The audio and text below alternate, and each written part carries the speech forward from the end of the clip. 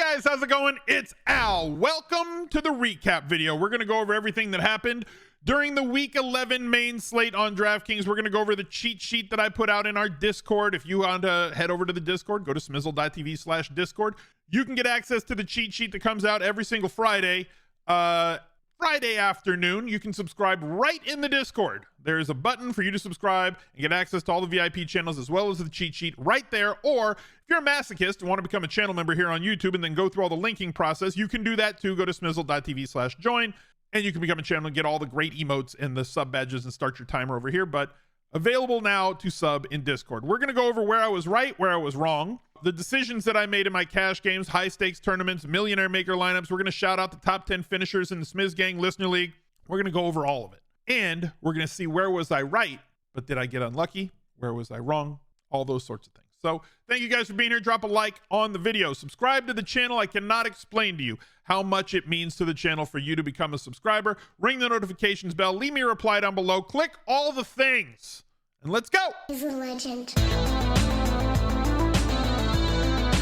SmizzGang Listener League is posted for week 12. It is a main slate listener league as always. There's no Thanksgiving slate listener league. If you wanted to talk about the Thanksgiving slate, I will have a Thanksgiving first look on the main channel on Monday afternoon, as well as you can, when you jump in the Discord, if you're a VIP member there, you can talk about the Thanksgiving slate with everybody that's in our community all the way up until lock for strategy for that. But the listener league, we got to fill it. Cannot find it in the lobby. It's $10, 3 max, 4,000 seats in this one. We've got to fill this week. So go to smizzle.tv/links and find the link to the listener league and make sure that you get in there today. Let's take a look at the cheat sheet. The cheat sheet did pretty well this week. I identified some great stacks. We were all over some of the stuff that helped. There were a lot of injuries, and this was probably every once in a while. There's, how do you put this? There's like a throwaway slate.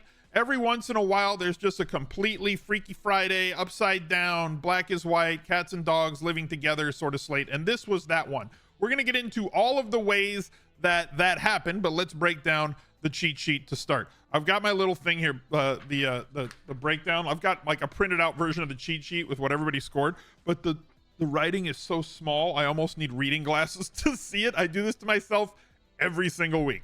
Devin Singletary smashed 22.8 DraftKings points, was in every cash game lineup. He was, as well as Brian Robinson, who by the time the games came around, he was a play for us all week long. He was on the cover of First Look.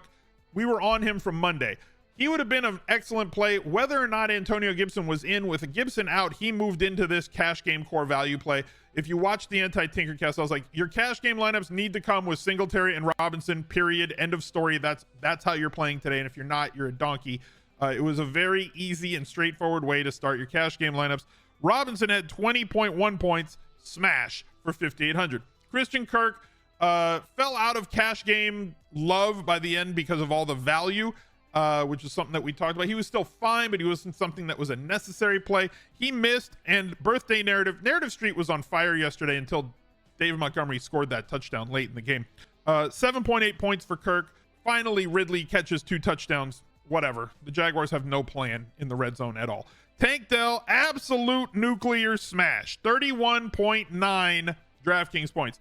Tyreek Hill, smash. 33.6 DraftKings points. Trey McBride didn't kill you, 9.3, not a snowflake, not fire, but like everybody had him and it didn't matter. Under 10%, David Montgomery, 17.8. He got there on that final drive. Narrative Street, we will rebuild. That was hope. Narrative Street, look, Narrative Street always needs hope. Devon Achane, he got injured. It's a snowflake, but like we need a different thing for injury, like just like maybe a skull emoji or something. It's not our fault if players get injured. Brian Robinson was under 10% when we put the cheat sheet out on Friday. Clearly he was going to be above that once Antonio Gibson got out and everybody said, oh, Brian Robinson's actually a good play this week. He was a good play before that happened. Steph Diggs didn't get there in a somewhat nuclear game from Josh Allen. I was shocked. Keenan Allen, another day where he just absolutely went bonkers. 38.6 DraftKings points. Debo didn't get there. Unfortunately, everything went to Brandon Ayuk. CeeDee Lamb, fine. Logan Thomas, 8 targets. He was fine. 9.8 DraftKings points. Sam Laporta missed at 5,800. Only 6.8 points for him. Singletary smash. Aaron Jones injured. Skull emoji, not a snowflake. Not my fault. Not your fault. It happens. 21.3 for Christian McCaffrey. For 9,300, you're going to get a solid floor, but a smash for him is like 35 and above. Sometimes you need to have the points, and this was a week where you needed to have it. The Millionaire Maker winner had like 215. There were like cash game lineups all over the top of high stakes stuff. It was a gross week. Tony Pollard scored a touchdown, y'all. 18 fantasy points. The long national nightmare is over. This is 2 weeks in a row where I've thrown in, this guy is an amazing value. I understand if you hate him. Last week it was Bijan. This week it was Tony Pollard. Both times they came through for us. So again, the asterisk, it kind of means I don't want to hear it. That's why I put it there. It's my own kind of thing. Like, I know that you don't like him. I know that you don't want to play him, but like, he's a glaring value and I'm putting him on the list. Christian Kirk, miss. Marquise Brown, like, why does Rondale Moore get to catch a deep downfield pass for a touchdown on his only target of the game, but Marquise Brown can't get a ball thrown to him when he's behind the defense 5 times? 3 of those, it was just a poorly thrown ball. I'm not tilting. You're tilting. Amon-Ra St. Brown, smash. 21.7 points. Tyreek Hill, super smash. Mention him, 33.6. Michael Wilson, injured. He's dead. Cross him off the list. Tank Dell, 5,900. Absolute smash play. No tight end went nuts. Trey McBride, Evan Ingram, they still refused to throw him the ball anywhere in the end zone. I think he has 1 end zone target on the year. Sam Laporta, Cole Kmet didn't do much. High ceiling GPP stacks. The problem with the Lions is the secondary guy. So if you, like I said throughout the week, if you wanted to stack him and utilize Jahmyr Gibbs, who did get 6 targets, I'm fine with that. He's getting like 15% of the target market share, plus getting you stuff. So like, you can open that up to a quarterback, running back, wide receiver. Amon-Ra St. Brown, extremely viable. 30 plus points for the Jaguars, a 70 to 80 point ceiling out of them with 2 stacks. Bears, Fields to Moore returns to be really, really good. He didn't throw for enough yards yesterday, but he did have himself a very good fantasy day. That was a double stack that I went with to get off of the McBride chalk. Didn't really matter because I didn't have the other stuff that would matter. I missed a couple of other things you'll see in just a second. The Cowboy stacks weren't that great. Dolphin stacks, 75 points on the high end for that one. Cardinal stacks, 60 points and super duper cheap. 49er stacks, ceiling of 100 points for that double on top of that one. And Texan stacks continue to feast, 780 points out of that double stack. Where was I right, but I was completely robbed, right? We talk about being right, but being unlucky. On ESPN's Fantasy Football Now yesterday, I said, I think Rondale Moore could be bad chalk.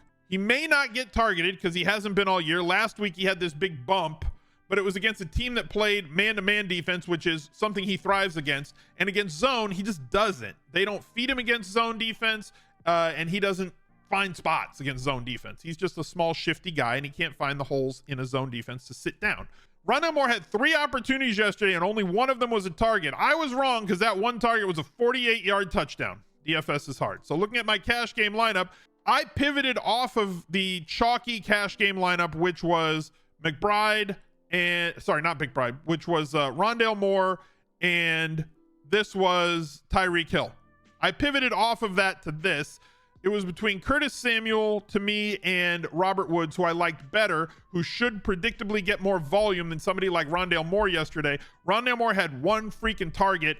Curtis Samuel gets ejected from this game, and that blew up my entire cash game line. I just had this much left over, and I went with it, and it didn't work out. As you can see, it was a very straightforward week in cash. I don't care which one of these guys. This is a $1,000 50-50. This was basically the cash game lineup that we were talking about all week long.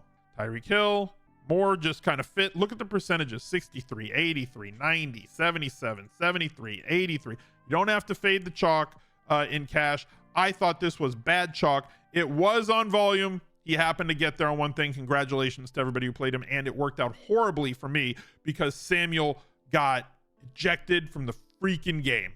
Awful, awful, awful. And can we talk about how the Commanders gave up 31 real life points, but because they had 9 sacks, they still had 9 fantasy points on DraftKings yesterday? What are we always saying? That don't worry about how many points that team could give up. Worry about opportunities and pressure. Giants give up a lot of sacks. So do the Commanders. We should be targeting those teams as long as the defenses are priced in a way that we can get after them a little bit. my high stakes tournament lineup. Here's the $1,500 game changer. This is a 300 and something man tournament, 318 entries in this one, I think. Remember those cash game lineups that were massively overlapped? People just throw their cash game lineups in these. High score of 193. Cash game lineups went bonkers. All the pivot plays got injured, got ejected, didn't do well, whatever. And so you have this massive overlap in these tournaments. I need to say this because there's going to be some people in the replies that are going to type angrily on the internet, and there's no need to do that. I don't care if people work and research together, nor should you. If they put in if people want to put in cash game lineups into tournaments, I don't care. You shouldn't either. This is a bad idea. It worked out this week, but typically speaking, they're not going to finish collectively at the top. And if they do, they're cutting off their equity when they do that. So I don't care if people do this. I'm playing for here all the way up top for 100K to first, 50K to second. That's where I'm playing for. And if I can jump over a train, if that train finishes out of the money, you don't care about it. But people see it when it finishes in the money and they complain. I don't care either way.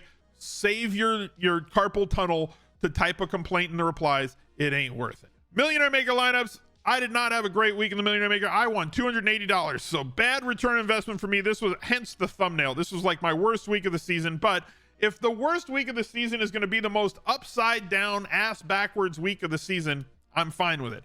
And taking a look at, so my best lineup in this one was, oh look, it was a Justin Fields double. Henderson, Brian Robinson Jr., like as I said on the show, you can eat some chalk as long as you surround it with a couple of players who are not. Mooney didn't pan out. Moore had a great game. Tank Dell was great. Amon-Ra St. Brown. McBride was fine.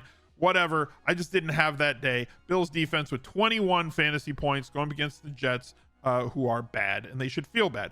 But chat wanted me to take a look at the team that finished up on top with 215 points. Typically speaking, in the Millionaire Maker, you need 250 to 270 to win it. This is essentially a cash game lineup type of build. It's a random ass build. Purdy, Robinson, Singletary, chalkity chalk up top. Differentiated with Shakir is a value play. He panned out on an 80-something yard touchdown. Tank Dell, Moore, Kincaid, whatever. None of the tight ends did great. This Cowboys defense, nothing correlated. I know I'm going to give, maybe I don't have to correlate. You do whatever you want. I'm just telling you, weeks like this aren't going to happen very often. And when they do, you have to get so super lucky with this amount of overlap. Here, all the chalkiest plays possible in the cash game quarterback to boot on top of it. You could have played this lineup and probably gotten to Brandon Ayuk and done really, really well too. It's just a stupid week. We flush it and we move on. Taking a look over at Rainmakers.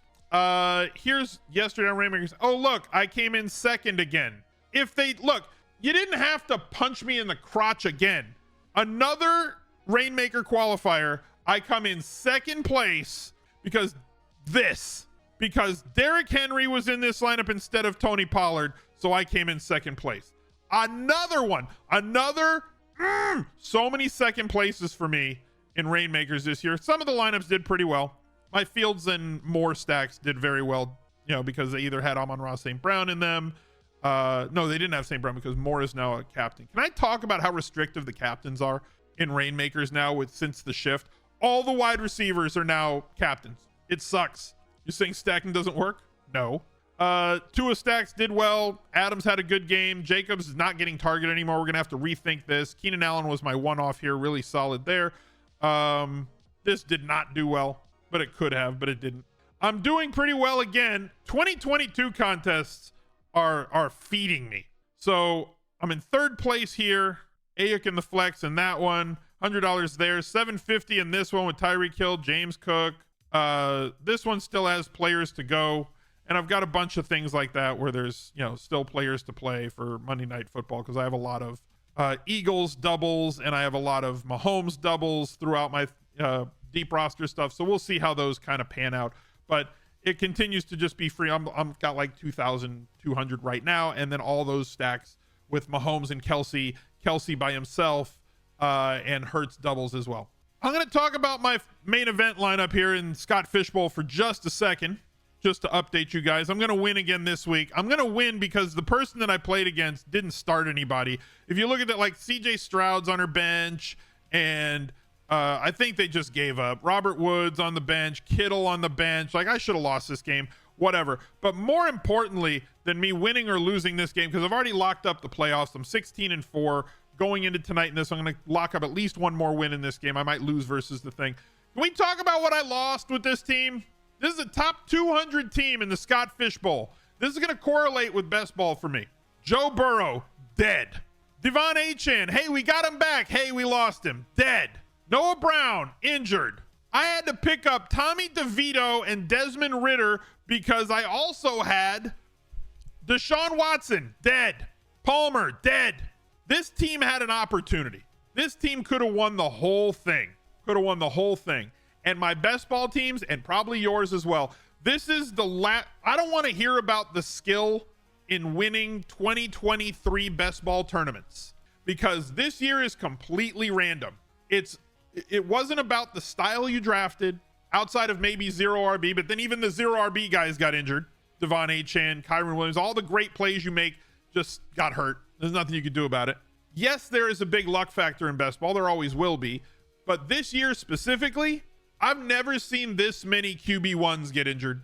You know, never seen it. Tua, Lamar, Allen, only top guys still. I mean, and Patrick Mahomes. He's pretty good, right? So basically, best ball and now my Scott Fishbowl main event team are just going to come down to, did my guys get injured for this season? F. Let's take a look at the Listener League so we can finish this up. Congratulations to Minuteman79 IEU. He played right. He went with Herbert, Allen, Parham. He has Barkley, who had a massive day against Washington. Singletary, he ate some chalk there. Look at the differentiation here. 1.6, 2.1% on Keenan Allen, because of the price, and everybody was on all the guys around him. He just got squeezed out. Rondale Moore was 27%. Y'all are some sickos. Parham, DJ Moore, 22%. Giants D at 3K against Washington for 23 fantasy points. Congratulations to him. Yup, that's me. Went with Purdy. This looks like a cash game type build. Yup, that's going to end up at the top this week. J Bass 1977, also Purdy. C-Wen CT, congratulations. Coburn 916. Shawnee Cash, Mr. Mike 13. Congratulations to you. Another cashy type build here. Jay Fucht, I'm going to pronounce it that way, went with a Trevor Lawrence, Calvin Ridley. 5,400 got you 34 points. Massive day for him. Ayuk with 29.6 points. TY Sean P. Thank you, Sean P. Went with the Steelers D. Only got 7 points out of them. KCG 139. Also with the Purdy cash game lineup. Congratulations to everybody who won. I hope that you did as well. Make sure that you sub to the channel, ring the bell. Look out for another video right there. He's a legend.